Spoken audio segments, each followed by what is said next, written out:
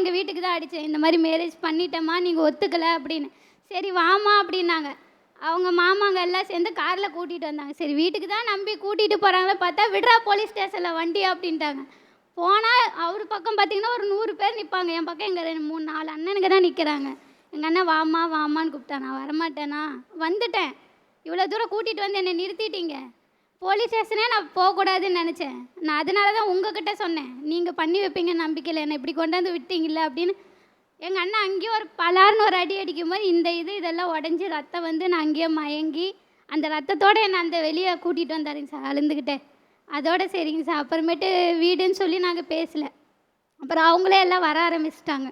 வரும்போது நாங்கள் 2 பேருக்கு சரி நாங்கள் ஹெல்ப் பண்ணுறோம் அப்படின்னா, எங்களுக்கு வேண்டாம், நாங்கள் பார்த்துக்குறோம், 2 பேரும் படிச்சிருக்கோம், நீங்கள் படிக்க வச்சுருக்கீங்க, அதே போதுமா. எத்தனை வருஷம் காதல் இது? 6 வருஷங்க சார்.